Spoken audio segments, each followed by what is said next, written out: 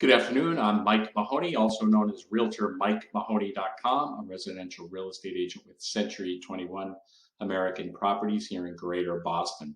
It's my goal to help people go from the life they have to the life they dream about using residential real estate as a means to do so. I wanted to jump right into the month of April and show you what's been happening around Greater Boston. Here in Greater Boston, the median sales price year over year is up 13.2%.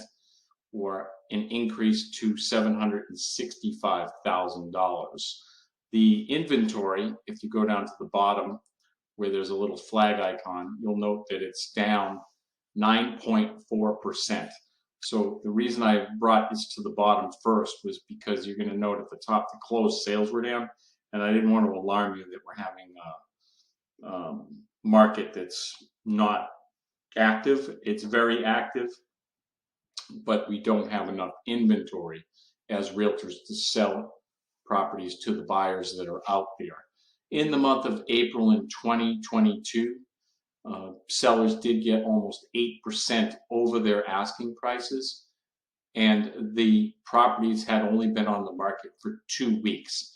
So if you know anyone in your friends or family sphere, your church, or any clubs or organizations that you've been in or part of that has been contemplating a sale, but they're not sure what that might look like, they could in fact change their life in perhaps as little as 2 weeks. One thing we're keeping an eye on as real estate agents that could significantly impact the market would be the mortgage rates. I've been tracking this in my video blogs for the past few months. You're going to see a couple numbers on the screen in the background. So in one of my previous blogs, it was 3.76 for a 30-year fixed. And then in one of my subsequent ones, it was 4.67. And as of yesterday, May 5th, 30-year fixed mortgages were 5.27% with no points. So things are starting to rise as far as interest rates. So we'll have to keep an eye on that to see what happens with the buyer population that's out there. One thing about the market is that the millennial generation is in their peak home buying, family formation, household creation years, and they're extremely well capitalized. This generation has very good jobs. They're starting to shed that student debt finally and coming into the market.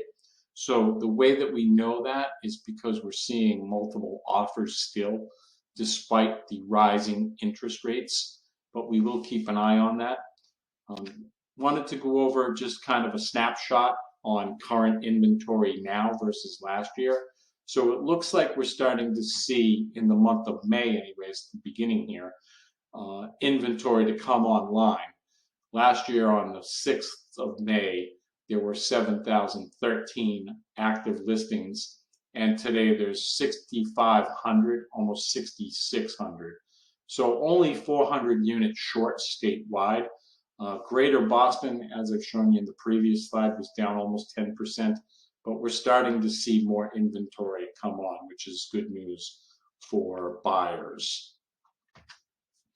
How's the market, or what would your sale look like? If you'd like to know, you can go to yourequityfinder.com and I can prepare an instant market analysis for you just to give you some indication as to what your home could do in the market. I think you'd be surprised at the price of your property. If you're considering a move outside of Greater Boston, I'm with Century 21. We have a global brand company that has a private network. So if you need a referral outside of the metropolitan Boston area, I'm sure I can find you a worthy and well-qualified real estate agent to help you. Thanks, and make it a great weekend.